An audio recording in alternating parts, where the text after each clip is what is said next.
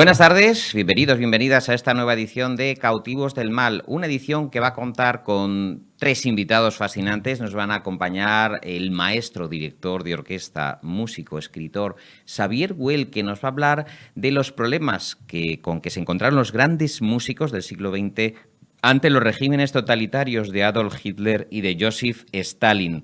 Su obra, El Cuarteto de la Guerra en Galaxia Gutenberg, está teniendo un gran éxito. Después, Ernesto Caballero y Karina Garantibá nos van a llevar al mundo de Lorca con Yerma, que se va a representar estos días en el Teatro Quique San Francisco, y veremos cómo Lorca estuvo empujando temas de la máxima actualidad, como el maltrato de la mujer, el machismo o la libertad femenina, en un tiempo en que era muy difícil sostenerla. Pero antes nos vamos a las novedades. En primer lugar, una nueva aventura de Philo Vance, el caso del asesinato del criadero de perros, una maravilla del reino de Cordelia.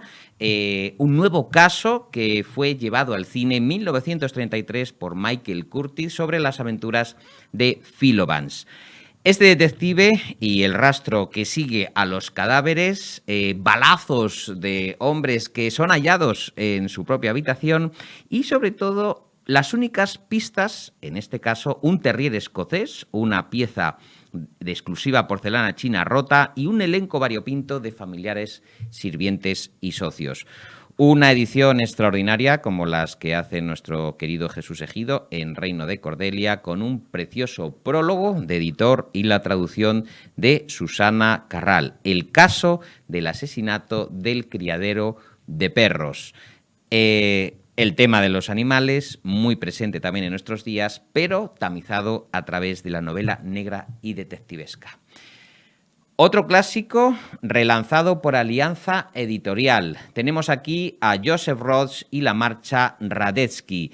Joseph Roth, que nació en la provincia austriaca de Galicia en 1894, de padres judíos, tras servir en la Primera Guerra Mundial, trabajó como periodista, alcanzó un notable éxito y es considerado uno de los grandes autores de lengua alemana. Esta es, acaso, su obra más conocida, de 1932, La marcha Radetzky, cuyo título precisamente hace alusión a la famosa composición de Johann Strauss. Es, sin duda, uno de los grandes clásicos del siglo XX y, sobre todo, una familia, la de von Trotta, cuyos avatares vitales narra esta novela. El texto de Roth es impresionante y, sobre todo, también es un retrato del declive de tres generaciones que también supone el declive de la vieja Europa, de sus usos, de sus costumbres. Un mundo, sobre todo, en decadencia, un mundo de cuya pintura Joseph Roth es, acaso, su mejor maestro. El tercer y último volumen del Cautivos de Mal de hoy, Si esto es un hombre, de Primo Levi, en su cumpleaños. Una edición que rinde homenaje en el 75 aniversario de su publicación. Un libro que inaugura la trilogía que Primo Levi dedicó a los campos de exterminio nazis, en la imaginación de su autor, en los días de horror de Auschwitz, como forma de evadirse de la muerte, del dolor, del exterminio. Los campos de concentración, más que resguardados por alambradas y guardianes, lo estuvieron, dice Primo Levi, por su propia monstruosidad, que los hacía absolutamente inconcebibles. El horror contado por Primo Levi en una exquisita edición de Alianza Editorial, sobre todo para que no se olvide, porque los que vivís seguros en vuestras casas caldeadas, los que os encontráis al volver por la tarde, la comida caliente y los rostros amigos, considerad si es un hombre quien trabaja en el fango, quien no conoce la paz, quien lucha por la mitad de un panecillo, quien muere por un sí o por un no. Considerad si es una mujer, quien no tiene cabellos ni nombre, quien ni fuerzas para recordarlo, vacía la mirada y frío el regazo como una rana invernal. Un libro estremecedor, un libro necesario. Enhorabuena a Península por haber hecho esta excelente edición en tapa dura. Nosotros, sin más dilación, nos vamos con Xavier Güell, nuestro primer invitado a ese primer tercio del siglo XX, regímenes totalitarios, Segunda Guerra Mundial.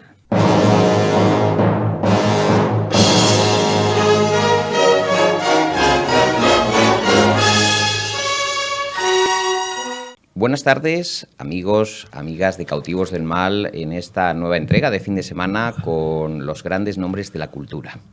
Tenemos hoy el gusto de hablar con Xavier Güell, que es músico, director de orquesta, escritor, investigador y uno de los grandes expertos en las vidas, hazañas y desventuras de los grandes músicos del siglo XX.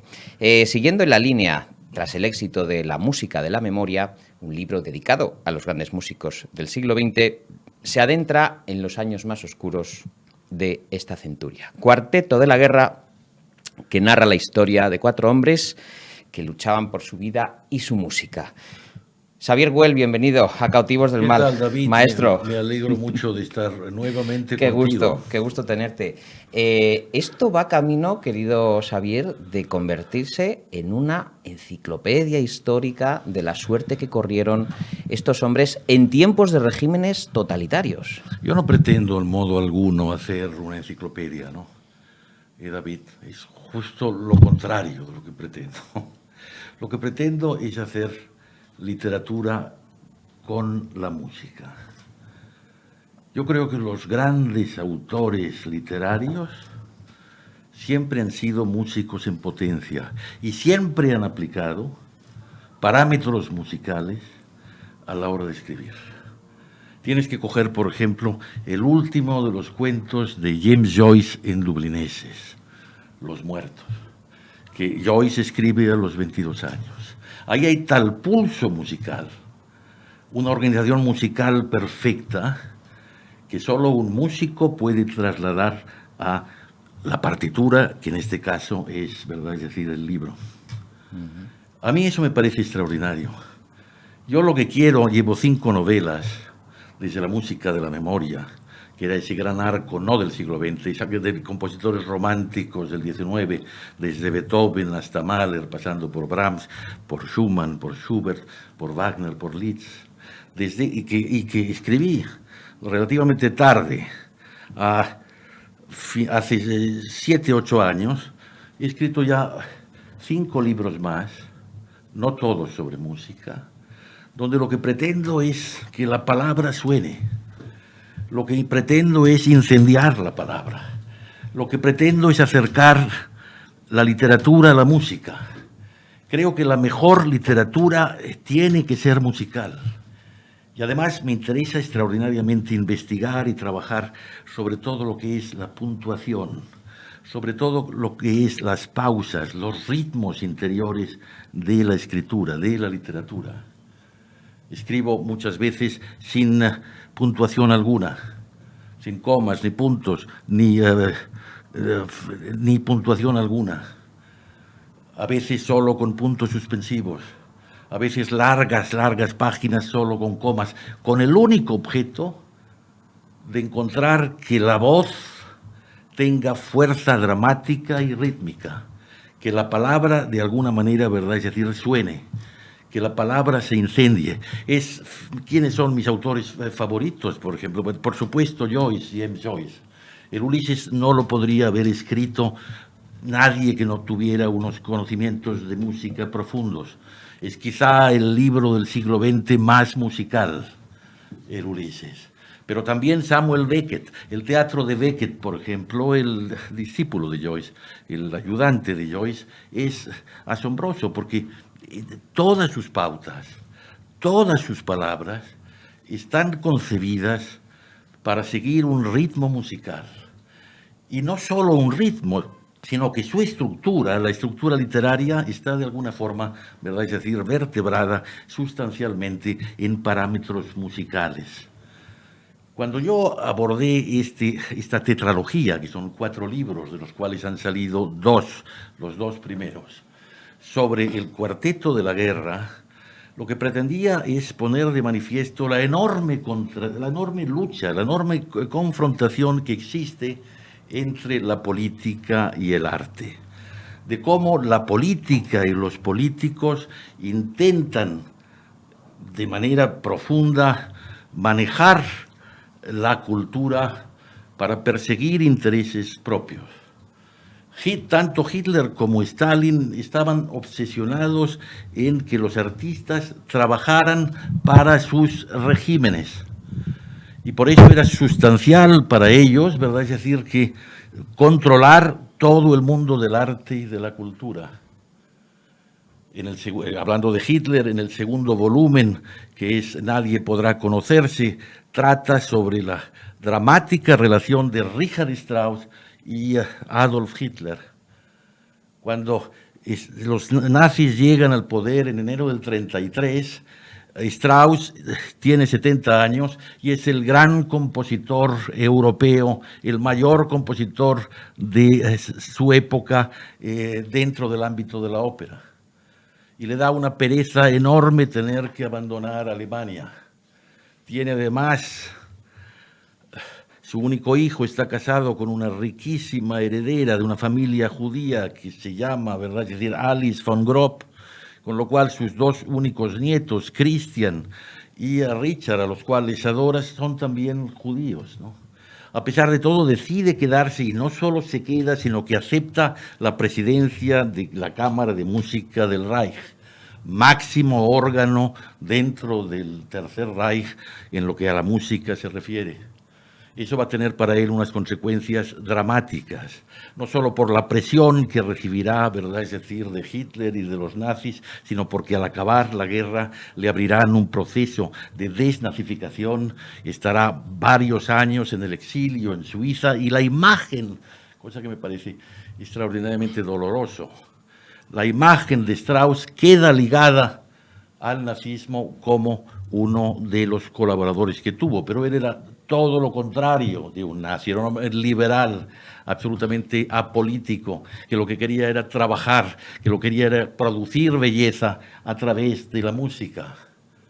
Y sin embargo, ¿verdad? Es decir, se queda y tiene esa losa, y tiene esa mancha que lo que hace, ¿verdad?, es dificultar la comprensión de generaciones futuras sobre quién fue Richard Strauss. Richard Strauss es posiblemente el mayor compositor de ópera del siglo XX. Muere en el 49, con lo cual de todas maneras es capaz de todas maneras de tener un arco importantísimo, ¿verdad? Es decir, de óperas, y no hay nadie que haya escrito y compuesto algo más hermoso que el terceto final, por ejemplo, del Caballero de la Rosa, algo más potente y extraordinariamente lúcido, como es de todas maneras, ¿verdad?, muchas de sus óperas, ¿verdad? Muchas de sus óperas, Electra, de una modernidad extraordinaria. La última, ¿verdad? Es decir, ese, ¿verdad? Es decir, manifiesto de lo que es la belleza para él, que será Capricho, ¿no? Pocos años antes, ¿verdad? Es decir, de morir. Strauss, de alguna manera, ¿verdad? Es decir, cuando, ¿verdad?, a Otto Klemperer le preguntan, que estaba completamente en contra de Furtwängler, del director, por su adhesión, sobre todo final, al nazismo, le preguntan, ¿y el caso, verdad, es decir, de Strauss qué? ¿No? Y él dice, bueno, pero es que Furtwängler no compuso jamás una ópera como El Caballero de la Rosa, ¿no? Esa angustia del creador dentro de un medio político hostil que pretende condicionar su propia creación, es de lo que habla, ¿verdad?, el Cuarteto de la Guerra. El primero de los volúmenes que también ha salido está dedicado a esos 5 años terribles de Béla Bartók en Estados Unidos, en concreto en Nueva York. Cuando en 1940, sin que nadie se lo pida, porque no es judío y con una situación privilegiada dentro de su país, Hungría, siendo reconocido como uno de los grandes compositores, ¿verdad?, de Europa, decide abandonar Europa e exiliarse en los Estados Unidos por convicción ética y política, absolutamente, y nada más que por esa convicción, siendo consciente de que no puede aguantar ni un minuto más bajo las dictaduras de los regímenes totalitarios en su país, con Horthy y con Mussolini y Hitler cerca de él. Esos 5 años serán atroces porque el público americano no entenderá su música, va consumiendo sus pocos recursos y acaba casi en la miseria, muriendo de leucemia justo después de la guerra, pocos pocos meses después, en el 45, de acabar la guerra. Es un testimonio maravilloso de capacidad y de lucha y de enfrentamiento, justamente, ¿verdad? Es decir, cómo la política te influye. O el tercero, que saldrá el año próximo, que estoy escribiendo ahora, que es toda la confrontación entre Dmitri Dmitrievich Shostakovich, el mayor compositor soviético de Rusia en ese momento, con todo el régimen de Stalin y todo el terror de Stalin. Shostakovich podría haber sido el Schönberg soviético. Sus primeras obras, la primera sinfonía, los 10 aforismos, la primera sonata para piano, esa ópera sustancial que es La nariz, de una radical modernidad, fueron permitidas. Pero de todas maneras, a partir del 36, cuando empieza el verdadero terror cultural llevado a cabo por Stalin y su gobierno, al frente del cual en la cultura tenía a Sedanov, que era una mala bestia, y el que quiere reconducir toda la cultura, la literatura, la música, la poesía, el teatro, por conductos absolutamente realistas, y no permitir ningún devaneo con todo lo que es el arte de vanguardia occidental, las cosas cambian radicalmente. Y si quieres, el público que nos esté escuchando, quiero que cierren los ojos, imaginen esa escena. Domingo, 26 de enero, 1936. Representación en el Bolshoi de Lady Macbeth en el distrito de Mengs. La segunda ópera de Shostakovich, que ha sido estrenada hace 2 años, tanto a la vez el 24 y el 22 de enero del 34, primero en Leningrado y después en Moscú, con un éxito fabuloso.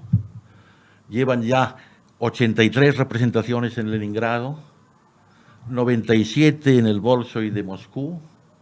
Ha sido aclamada en Nueva York, en Cleveland, en Filadelfia, en Boston, en Londres, en Zúrich, en Copenhague, en Praga, etcétera, etcétera. Es la ópera más carismática y más representativa y mejor de toda la producción soviética. Los propios mandamases del partido la han aclamado, como Kirov, por ejemplo, o como el mariscal Tukhachevsky, o como el propio Gorky. Y sin embargo, de todas maneras, ¿verdad? Stalin no lo ha escuchado. Le dicen que es una ópera formidable y que, en fin, tiene que escucharla. 2 años después del estreno, decide escucharla en el Bolshoi, en ese 26 de enero del 36. Shostakovich tiene que irse a Arcángel, está en Moscú para coger esa noche un tren Arcángel, que está a 1000 kilómetros de Moscú, y presentar el estreno de su primera sonata para cello y piano. Le llama el director del Bolshoi diciendo que no puede irse porque tiene que asistir a la representación de su ópera en el Bolshoi, ya que ha confirmado que Stalin la va a presenciar. A él le da una pereza enorme, porque sabe bien que su ópera no puede ir mejor, porque sabe de todas maneras que Stalin tiene un gusto cada vez más conservador. Tú piensas que Stalin en ese momento, ya en el 36, se había cargado todas las leyes progresistas sociales. Tanto el aborto como la homosexualidad habían sido despenalizadas en la época de Lenin en 1919. Stalin las vuelve a penalizar. La escuela vuelve a separarse por chicos y chicas. Hay de todas maneras una apología a la familia tradicional. Todo esto ha cambiado radicalmente con Stalin. Hay una progresiva derechización de todo, ¿verdad?, lo que es política cultural, política social y todo lo demás, ¿no? Dentro del arte están de todas maneras, ¿verdad?, es decir, exigiendo una obediencia absoluta para seguir los cánones y las indicaciones del propio gobierno, para alejarse de todo lo que es contaminación occidental, de todo lo que es vanguardia, en el caso de la música, de todo lo que es atonalidad, ritmos complicados, una música que no pueda entender el pueblo. Lo que quieren es una música simple que sea seguida y entendida por el pueblo. En esas circunstancias, ¿verdad?, Shostakovich, el 26 de enero del 36, asiste a esa representación y está sentado en el palco del director del Teatro Bolshoi. Justo enfrente está el palco del gobierno, con los 3 ministros, ¿verdad?, en la primera fila del palco, que son Sedanov como ministro de Cultura, pero también Molotov, que hacía de las veces como presidente de gobierno, y Mikoyan, que es una especie de ministro de Asuntos Exteriores, y detrás, escondido detrás de una cortina, para que no lo vean, está Stalin. Justo encima está ese palco del foso de la orquesta. Justo encima de los instrumentos de metal y de percusión. Y Shostakovich, que va con su amigo Meyerhold, uno de los grandes directores de teatro de ese momento, va asistiendo a la representación y va viendo las risas, el nerviosismo de los 3 ministros que se giran para hacer comentarios con Stalin, al cual no se ve. Efectivamente, ¿verdad?, es lo normal, y lo que le dicen es que después del tercer acto, Stalin quiere recibirlo en su propio palco. Pero llega el tercer acto y no solo no lo recibe, sino que todos los 3 ministros, con Stalin en la cabeza, abandonan el teatro. Y él sabe que las cosas van a cambiar. 2 días después, ya en Arcángel, compra la segunda edición del Pravda, La Verdad, el órgano oficial del partido, y hay una editorial brutal, de toda una página. A 4 columnas. De toda una página, cosa que era totalmente infrecuente para una crítica musical, que se llama Música o Caos, donde no solo destrozan la Lady Macbeth, después de 2 años de éxito absoluto, sino que amenazan directamente, sin tapujos, a Shostakovich, diciéndole, ¿verdad?, que si sigue por ese camino va a acabar mal. Lo que implicaba de manera clara el ser deportado o el ser, en el peor de los casos, fusilado después de un juicio. Y lo que implicaba además que todo el circuito de sus amistades y familiares también estuvieran en peligro. El miedo, el terror que le entra a Shostakovich como consecuencia, ¿verdad?, de esa editorial, que ve cómo se derrumba todo su mundo, que hasta entonces había sido, ¿verdad?, es decir, formidable, es algo que ya no le va a abandonar jamás, hasta el 75, a los 69 años, cuando muere. Efectivamente, ¿verdad?, es decir, él tendrá que cambiar, convertirse en una especie de doble de su propio yo, de Dr. Jekyll y Mr. Hyde, esconderse en su propia sombra y escribir una obra mucho más asequible para el pueblo, donde no hay disonancias, no hay atonalidad, donde, ¿verdad?, es decir, la estructura es mucho más fácil de entender, hay ese rimbombante final que es la Quinta Sinfonía, y eso lo recupera, como lo recuperará después el éxito formidable, también popular en todo el mundo, de la Séptima Sinfonía Leningrado. Sin embargo, ese terror le perseguirá durante toda su vida. Y siempre será una persona cautelosa, una persona que no se atreve a decir lo que piensa, una persona que se tiene que esconder en su propia música. Un cautivo del mal. Un cautivo del mal, una persona que escribe para sí mismo, para el cajón, obras que sabe que no se van a poder interpretar y que vive de la popularidad que tienen todas las bandas sonoras. Escribe 34, es uno de los grandes compositores de cine, que eso sí le da dinero, y sí que escribe obras de apología al régimen soviético, coros, marchas, con el objeto, ¿verdad?, de contentar a las autoridades. Su gran música tendrá que ser silenciada y no podrá ser presentada durante mucho tiempo, en algunos de los casos. Elige Xavier Güell para este volumen un título, desde luego, muy significativo. Nadie logrará conocerse. Esta persecución de los grandes músicos por regímenes totalitarios tiene puntos en común. Los grandes regímenes que Hannah Arendt condenó en su maravilloso libro conducen a que la música es sospechosa siempre cuando hay un autócrata detrás, un objeto del deseo a la vez y también objeto de represión. Por supuesto, por supuesto. El gran drama de toda esa generación de músicos, tienes que pensar, David, un compositor que ya nadie conoce, que el régimen soviético lo destripó, acabó con él, como Gavrili Popov.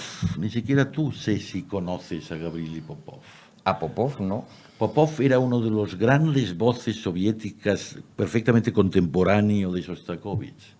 Había escrito una sinfonía magnífica, de una radicalidad fenomenal, como consecuencia de toda la presión del gobierno, ¿verdad?, socialista de Stalin, ¿verdad?, es decir, arrebatan su voz, le arrancan de cuajo su voz y empieza a componer una serie de música sin interés alguno para contentar las premisas con las cuales, ¿verdad?, es decir, tiene que seguir las órdenes del partido. Y él está desesperado y acaba absolutamente alcoholizado. Y es un ejemplo, te podría dar muchísimos más. Las últimas obras de Prokofiev, por ejemplo. Prokofiev comete el inmenso error de, en el año 36, y que tiene una situación en París formidable como exiliado, es amado y seguido por todo el mundo musical de Occidente, de volver a la Unión Soviética en el peor momento, cuando empieza el terror de verdad, en el 36, ¿no? Y ahí sufre las consecuencias de esta decisión incomprensible.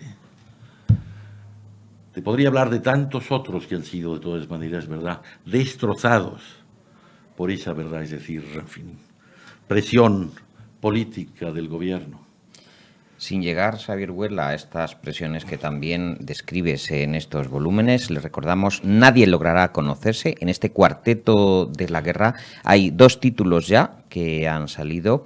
Si no puedes, yo respiraré por ti. Y este de Nadie logrará conocerse. Tenemos ya las vidas de Bela Bartók, de Richard Strauss.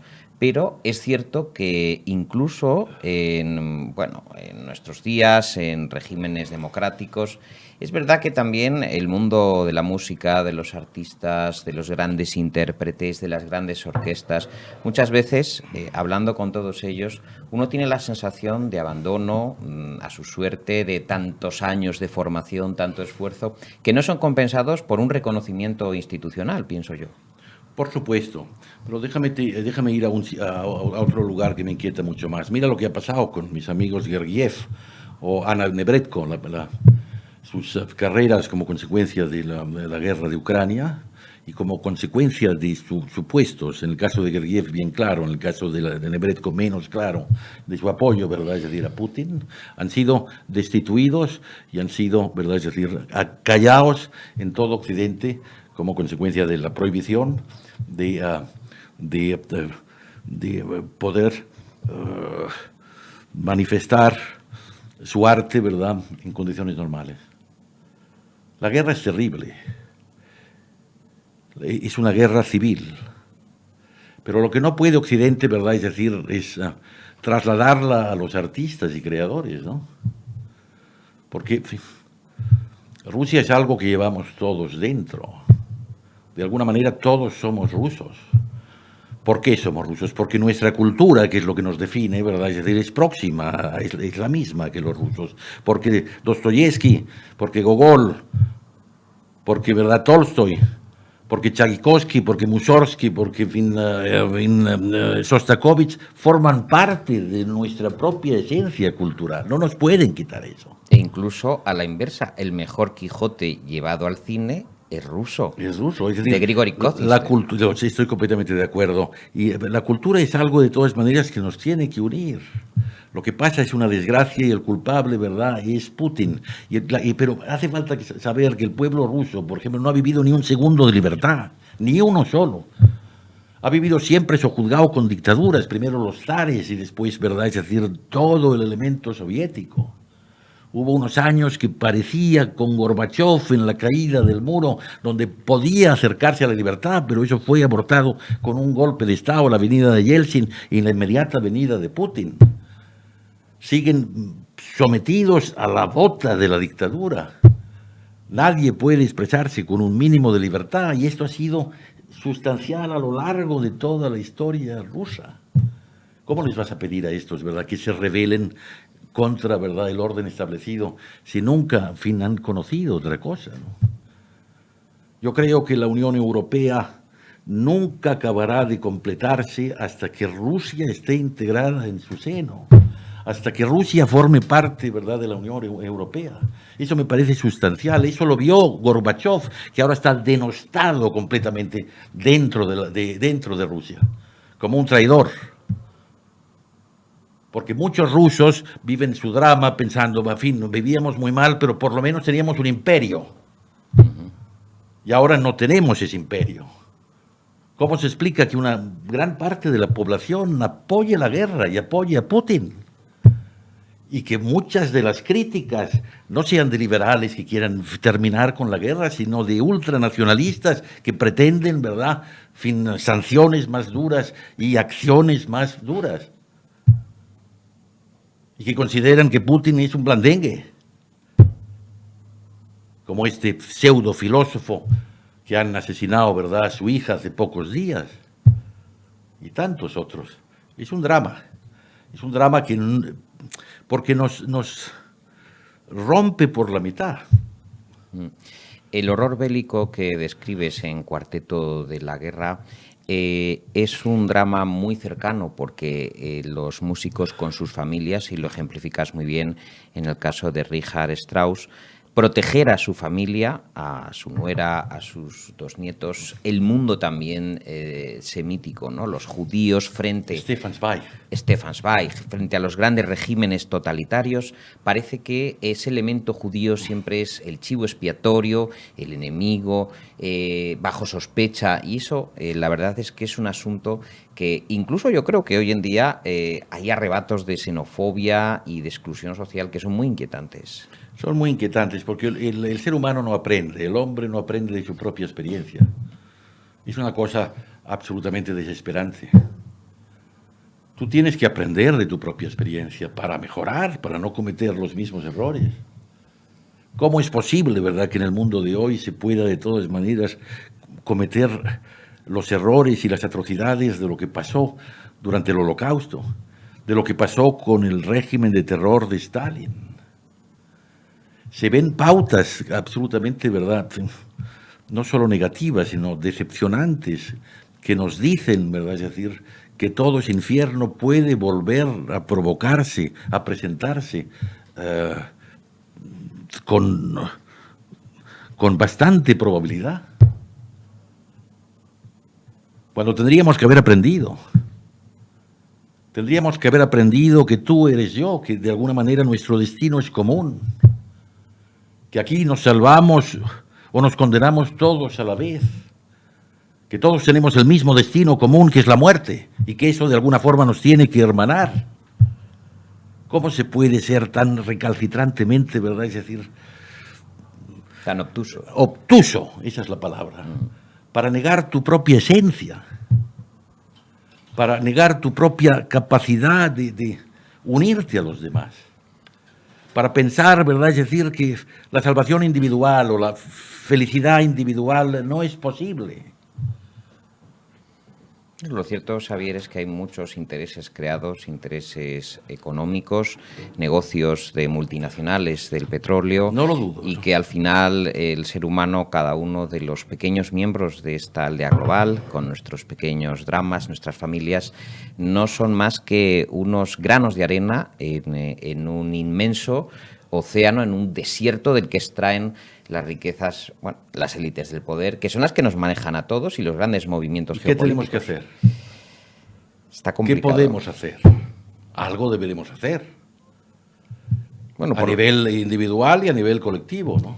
por lo menos Charles Wright Mills en Las élites del poder lo que recomienda es conocerlas, es decir, conocerlas para por lo menos saber cómo tienes que manejar, saber cómo tienes que votar también, que eso es importante. Lo que ha pasado en Italia, son responsables, ¿verdad?, los italianos de lo que ha pasado en Italia. Sin duda, sin duda. Y no se puede atribuir a los políticos responsabilidad que te corresponde a ti, son los ciudadanos. Son los ciudadanos, cuando los ciudadanos pretenden, ¿verdad?, es decir, que los políticos son malísimos, pero ¿cómo malísimos? Si los has elegido tú, o no los has elegido tú, pero lo has elegido mayoritariamente, ¿verdad?, es decir, gente que está a tu lado. El hombre es responsable de su propio destino. ¿Por qué hay grandes multinacionales que los conducen? Porque de alguna manera, ¿verdad?, es decir, han sido, ¿verdad?, posibilitadas. No podemos escondernos echando la culpa a los demás. No podemos hacer eso. Sí, hay una responsabilidad. Hay una responsabilidad individual y colectiva, sí. Y los males colectivos son culpa nuestra, y punto. De todos y cada uno. Y punto, en mayor o menor medida. Y la persona que piensa que no está completamente exenta de punto, de culpa, no lo está. Directa o indirectamente, ¿verdad? Es decir, está vinculado a esa catástrofe, ¿verdad? Es decir, de la sociedad, ¿no? No hay voces que realmente, ¿verdad?, es decir, declaren con rotundidad todo esto, ¿no? El libro, desde luego, es extraordinario, un libro de una actualidad, porque, de hecho, el Cuarteto de la Guerra y su ambiente bélico, la lucha de las libertades de los grandes creadores artísticos, es un asunto muy reciente que tenemos, como ha dicho mi querido Xavier Güell, encima de la mesa cada día. En este caso, los músicos rusos, los directores de orquesta que están siendo despedidos y expulsados del sistema del supuesto mundo libre por no protestar contra un régimen de un sátrapa que está destruyendo las libertades de este pueblo tan amado por todos. Y como dice Xavier Güell... En fin, un pequeñísimo inciso, sí. Aunque tú vivas fuera, como es el caso de la Nebretko, que vive en Viena, y que no le puede pasar nada, pero tiene su madre, sus tías, toda su familia está en Rusia. Es decir, ella ha declarado por activa y por pasiva que está absolutamente en contra de la guerra, pero le piden que se manifieste directamente en contra de Putin. Y eso no lo puede hacer porque sabe que hay represalias, ¿verdad?, para su familia que sigue viviendo en Rusia.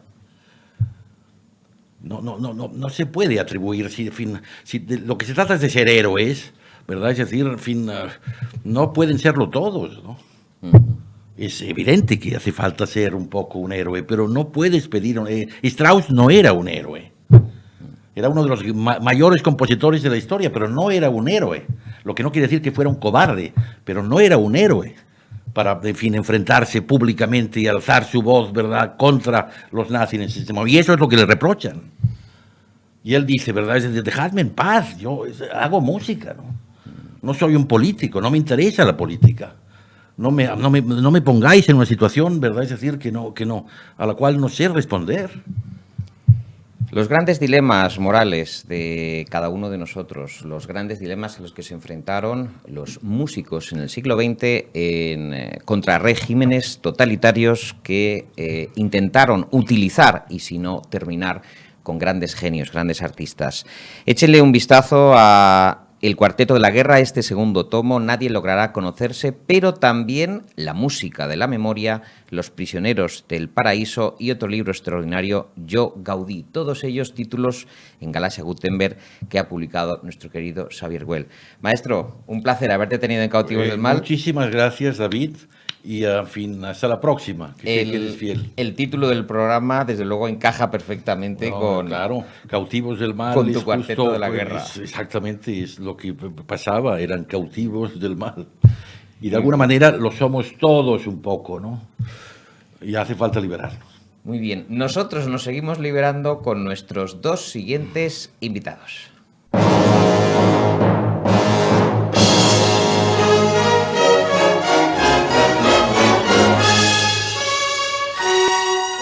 Continuamos en Cautivos del Mal con cautivos que se liberan de sus cadenas. Y los que se acaban de liberar, una fuerza desatada, un dramaturgo, un escenógrafo, un escritor al que llevo siguiendo muchísimos años, al que admiro muchísimo, que es Ernesto Caballero. Ernesto, querido, muy buenas noches. Hola, muy buenas noches. Que viene acompañado de una gran estrella que también participa en sus proyectos, una actriz que sabe muy bien lo que hace, los proyectos que escoge y cómo los lleva a efecto. Karina Garantibá, muy buenas tardes, ya noches.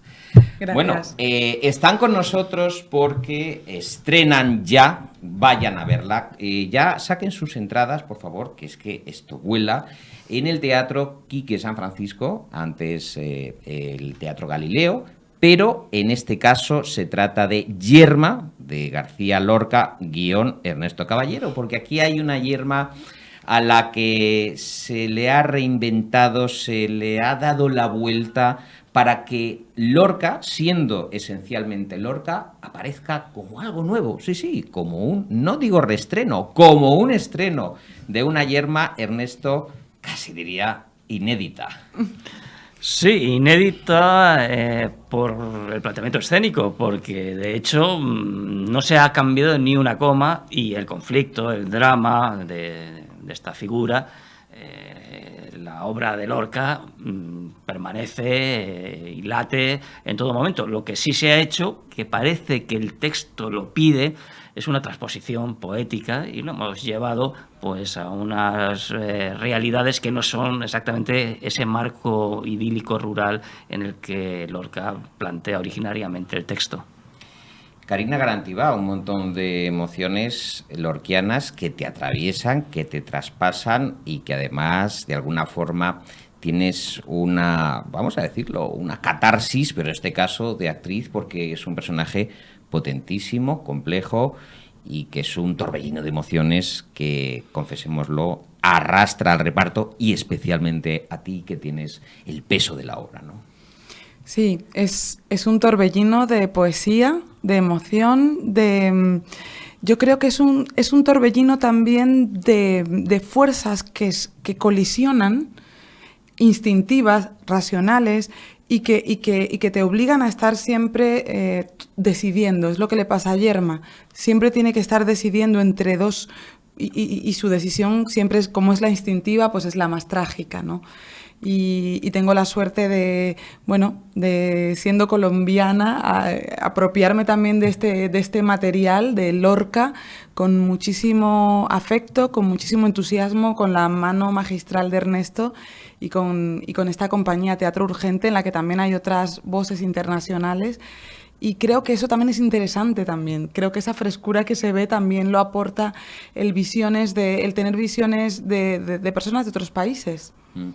Lo comentamos el otro día en el Teatro Quique San Francisco al terminar la obra, como la extraordinaria validez, actualidad del texto lorquiano, que se anticipa a grandes retos de la mujer en el siglo XXI. Fíjate que estamos en 2022 y lo que está sucediendo en distintas partes del mundo con los ataques a las mujeres, la objetualización de la mujer, la cosificación, este hombre, Federico, lo vio, pero de forma clarísima, hace un siglo.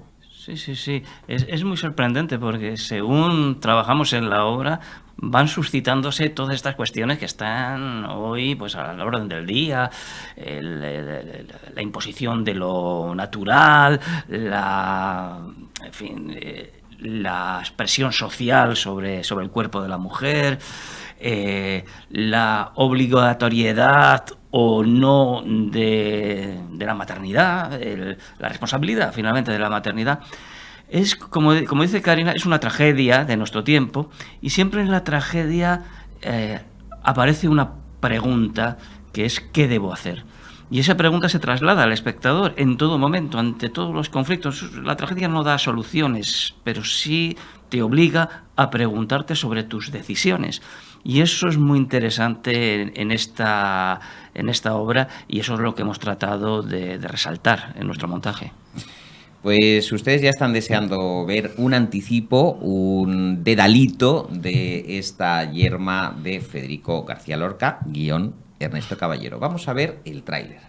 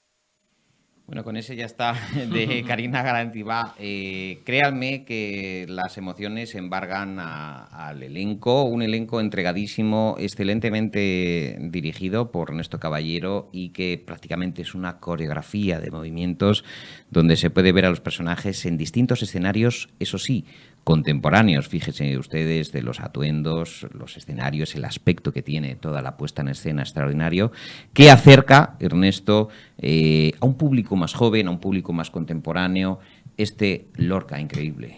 Sí, así es. En todo momento nos planteamos, con este juego de analogías, ¿qué sería una romería hoy? Y de hecho nos documentamos mucho sobre las romerías hoy en día, el comportamiento, las conductas, lo que tiene, en fin, de inmutable, ¿no? Porque la romería se remonta mucho tiempo atrás, pero también hoy en día cómo se celebran las fiestas en los pueblos. ¿A dónde acudiría Yerma para pedir consejo? Bueno, yo creo que hemos hecho esa transposición. Yo creo que ha sido, en fin, el tema del respeto siempre es, pero sí hemos procurado, como decía, establecer correspondencias para acercar estos personajes, estas figuras, y para que sean muy reconocibles para el espectador de hoy. Asuntos tan modernos como el de la infertilidad. Dense cuenta que es un poema trágico en 3 actos y sobre todo la infertilidad en un entorno rural de la España de aquella época que no comprendía, no consentía que una mujer fuese estéril, sino que fuese fértil, cuanto más fértil, más mujer, con unas equivalencias que entiendo que hoy en día, Ernesto y Karina, lógicamente no estamos en ese contexto, están superadas.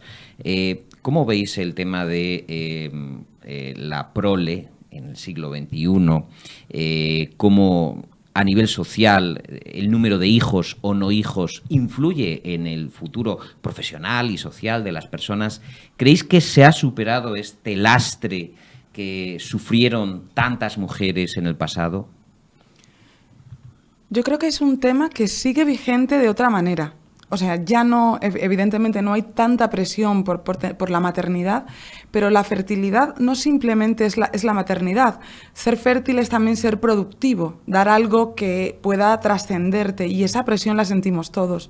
O sea, ninguno de nosotros está preparado para sentir que dejamos este mundo sin haber aportado nada, ¿no? Esta hiperproductividad que tenemos, este deseo de dar frutos, es lo que está en la obra de Lorca. Yo creo que el carácter de Lorca, el gran artista que es precisamente porque plantea un conflicto que puede referirse a tener hijos o a tener cualquier idea que una persona quiera realizar y que es naturalmente imposible. Uh-huh. Y ahí es donde nos enfrenta Lorca ante esa imposibilidad natural de lograr algo que tenemos metido en la cabeza. Y sobre todo una Yerma que hace valer su condición de mujer por encima de todo, de una mujer que lucha contra un corsé social, empezando en su propia casa, empezando por su propio entorno, por sus cuñadas, por su pueblo, y que también le va rompiendo por dentro esa lucha. Es una batalla que la erosiona, es una batalla que la conduce a la infelicidad.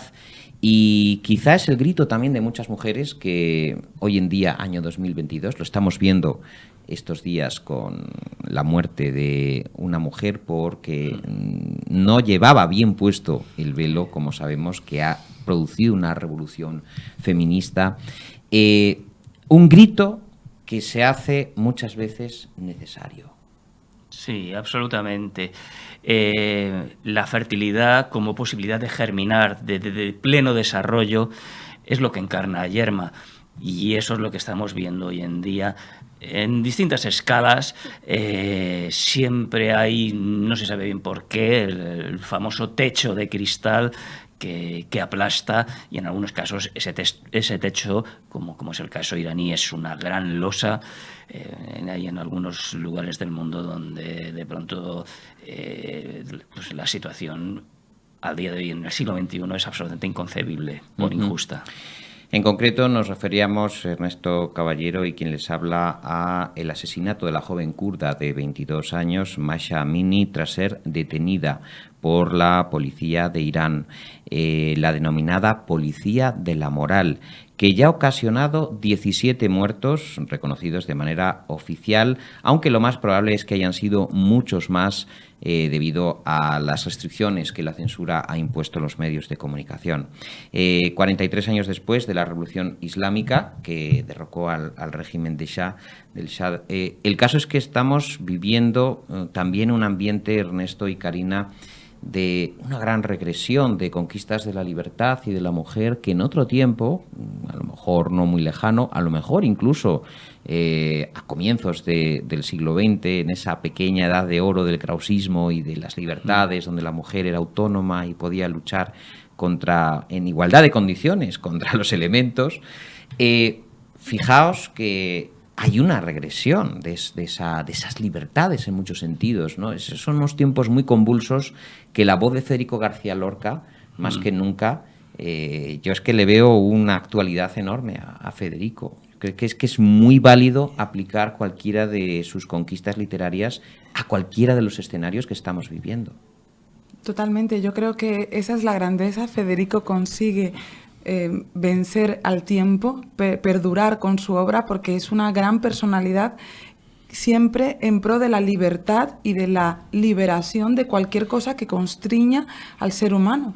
Una poesía llena de contrastes, llena de carácter, de controversia también, y con personajes como el que tenemos la suerte de mostrar ahora, femeninos, pero que no representan simplemente a una mujer, sino que podría representar a toda la humanidad en esa lucha. Entonces coincido completamente en que Federico es una gran figura para este momento.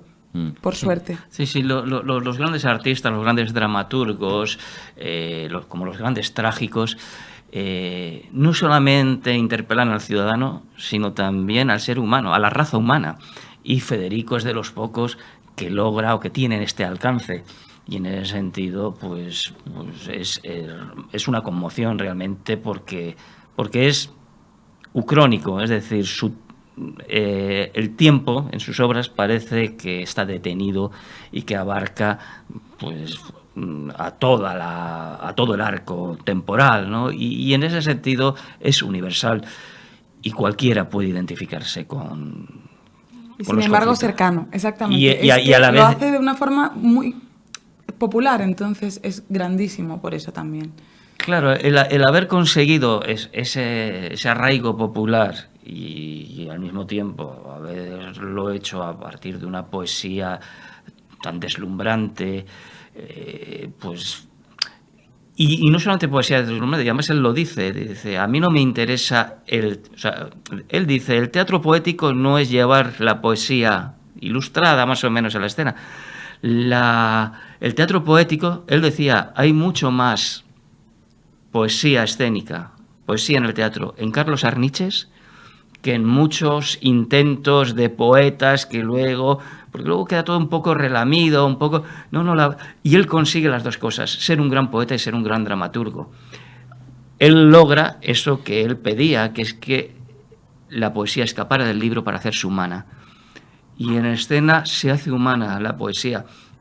Y eso es un gran acontecimiento escénico. Ya solo por eso merece la pena asistir a su teatro. De hecho, hablabas de Arniches en el mismo lugar, en el Teatro Quique San Francisco, antes Galileo. Hemos disfrutado este verano de un auténtico fenómeno de taquilla. Se agotaron rápidamente. El servidor pudo estar en los primeros pases de los hermanos Álvarez Quintero, una galería de personajes verdaderamente fascinante. Los dramaturgos, como Ernesto Caballero, no tocaron ni un ápice de la obra original, ni una coma, ni un punto, y fue un llenazo asombroso. Me pregunto, queridos amigos, Ernesto y Karina, si también por parte de las élites del poder, me refiero ya no solamente a la élite política, sino a la élite financiera, que quizás es la que está manejando efectivamente los destinos de la humanidad, ¿les interesa que todo ese conocimiento, ese acervo, esa sabiduría que tú investigas con mucho olfato, esté retirándose cada vez más de los planes de estudio de los más jóvenes? Sin duda, sin duda. Las humanidades, El teatro en ese sentido es una herramienta, primero es una plataforma para la lengua, es decir, nuestro legado dramático. No hay que olvidar que España es de los 4 o 5 países que ha tenido edad de oro en el teatro. Eso para empezar. Es decir, el patrimonio teatral es ingente. A principios de siglo, estamos hablando de Lorca, pero es que estaba Arniche, pero es que estaba Valle Inclán, pero es que estaban los Albert, pero es que estaba Benavente, premio Nobel. Es decir, a mí me parece muy grave que los planes de estudio se desentiendan de este patrimonio. Y a veces es verdad que uno tiende a pensar que hay algo conspiranoico o deliberado. A veces, y otras veces simplemente es ignorancia, dejadez, inercias. Finalmente es algo muy responsable, sobre todo para los jóvenes, porque un joven que no tiene referencias de dónde viene, pues es muy difícil que pueda plantearse con un mínimo de criterio a dónde quiere ir. Y en ese sentido es grave. Pero pasan cosas interesantes respecto a lo que dices, porque la invitación que hubo durante la pandemia a digitalizarnos, yo esto lo recuerdo, digitalizaros, esto va a ser todo digital. Afortunadamente nosotros ni caso, resistimos y seguimos, de hecho fundamos Teatro Urgente y el público salió, lo primero que hizo fue llenar los teatros, porque la posibilidad que nos da el teatro de resistir, de estar en un espacio y pensar al mismo tiempo juntos, es lo único que nos mantiene como sociedad. Es lo que tenemos que hacer, pensar juntos. Luego, evidentemente, cada uno saca sus conclusiones, pero poder pensar nuestra existencia juntos es algo de lo que no podemos prescindir. Uh-huh. En el caso de Yerma, además, hay un retrato social de esas comunidades rurales que, bueno, desde Felipe Trigo, pasando después por Miguel Delibes y los Santos Inocentes, nuestros grandes creadores, incluyendo a Lorca, se preocuparon mucho por la educación de las gentes sencillas del campo, por esas humanidades de las que hablaba Ernesto Caballero, y que hoy, y esa es la paradoja, y quería compartirlo con nuestros amigos, esas humanidades con todos los medios a nuestro alcance, que decía Karina Garantibá, que estamos digitalizados, que en un instante en nuestros chats, en nuestras redes sociales, nos surge el aviso, nos surge la llamada de cualquier persona en cualquier parte del mundo que se quiera y pueda comunicar con nosotros. La circulación de información, de dosieres, de prensa, de artículos, de reportajes. Y la paradoja es, queridos amigos, que quería compartirla con vosotros, es que nunca hubo tanta información tan accesible para tantísima gente y a la vez nunca tampoco hubo gente que sintiese tanta indiferencia hacia la cultura, hacia los clásicos, hacia tantas cosas bellas, que es un legado de décadas, de siglos, y que los que estamos en primera fila de la docencia en la universidad nos quedamos perplejos cuando intentamos hacer indagaciones mínimas acerca, bueno, el propio Lorca, una Yerma, o Shakespeare, Picasso, da igual. Ese sentimiento, no sé si vosotros lo habéis percibido, como de indiferencia, frialdad, distanciamiento. Recordaremos cuando Cátedra sacaba un título, o Castalia, íbamos corriendo a la librería con la propina a ver qué libro tal. Eso ahora es impensable. Yo hablando con los responsables de Castalia y de Cátedra, mis amigos me dicen, pero es que las ventas no te haces idea de cómo han descendido, ¿no? Es como un alejamiento progresivo de las nuevas generaciones hacia todo este universo. Yo no entiendo por qué. Yo creo que tiene que ver con cómo se piensa el ser humano contemporáneo. ¿Qué es lo que piensa que realmente es la existencia?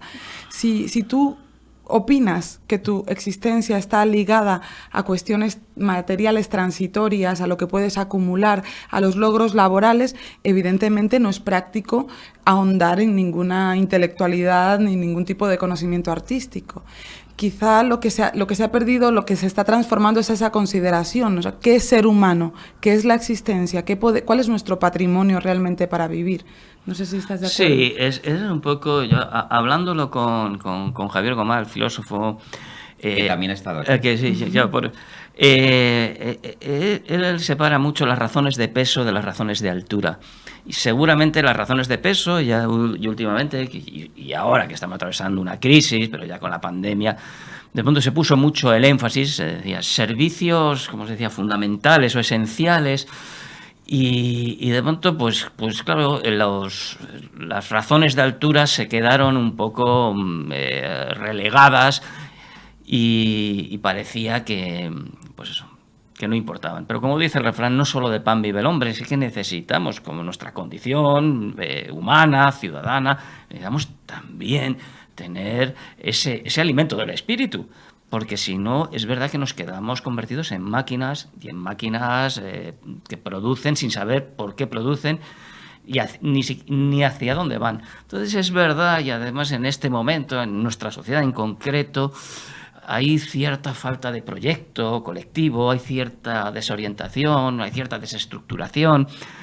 Incluso con la lengua pasa esto, es decir, el no tener, no digo ya orgullo de lengua como tienen, porque esto ya incluso está mal visto, decir hay que tener orgullo de lengua, hay que reivindicar, pero una mínima cohesión en torno a una base cultural que nos constituye, esto parece que se desmorona, ¿no? Y en ese sentido, el teatro, y hoy la cultura en general, hablo del teatro porque es lo que nos concierne, es ese espacio. La palabra teatrón quiere decir observar con cierta distancia. Es el lugar donde podemos pararnos, a pensar, a reflexionar,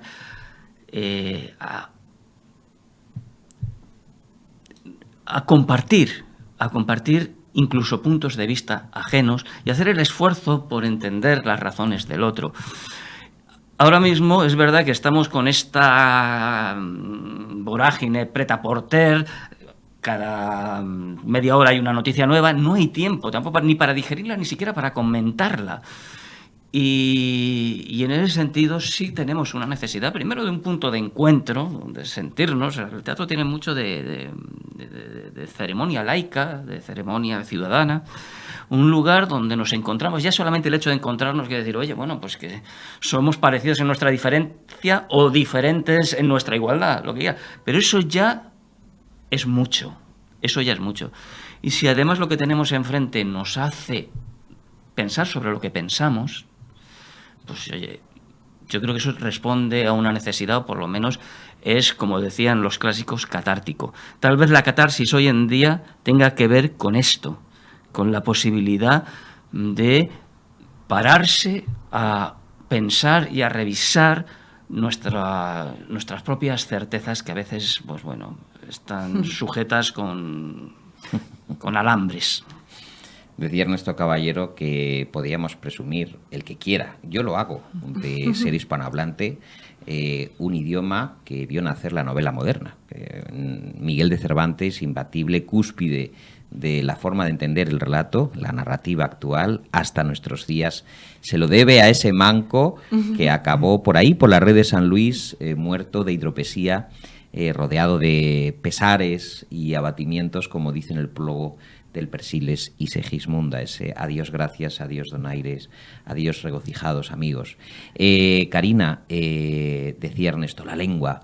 Colombia es uno de los países donde mejor y más exquisitamente se habla nuestro idioma. Eso he oído. Qué responsabilidad. Eso también lo lleváis en la sangre, porque el respeto a la lengua, al léxico, a la formación de la estructura de la lengua, no es nada baladí, es algo que pertenece como patrimonio a cada uno de los hispanohablantes. Y en Colombia sois especialmente respetuosos con el idioma.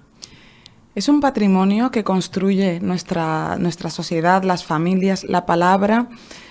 Además, yo sí que siento ese orgullo de lengua. Me gusta muchísimo el español. Pienso siempre en palabras y creo que es un lujo.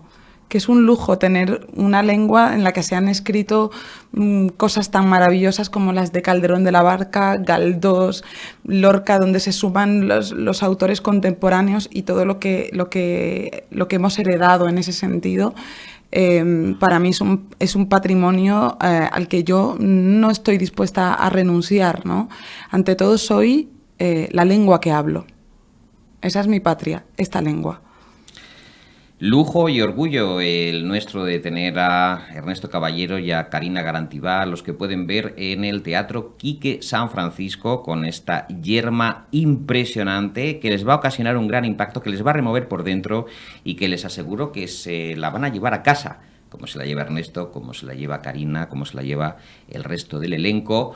Y amigos, ha sido un infinito placer teneros en Cautivos del Mal. Igualmente. Muchos éxitos. Yo sé que Ernesto es una mente explosiva que siempre está generando proyectos apasionantes, proyectos que además muchos lleva a cabo con nuestro querido Javier Gomá, que luego ven la segunda, tercera vida en forma de publicación, y os deseamos de verdad toda la suerte del mundo. Y aquí estamos en las barricadas culturales para seguiros y apoyaros y ayudaros a difundirlo. Pues muchísimas gracias. Muchas gracias. Y nada, somos compañeros de trinchera. Pues a los compañeros de trinchera de Cautivos del Mal que nos siguen cada fin de semana, les damos las gracias por habernos acompañado en esta nueva entrega. Nos encontramos aquí el próximo fin de semana en Periodista Digital Televisión con personajes tan fascinantes como los que nos han acompañado esta semana. Hasta entonces.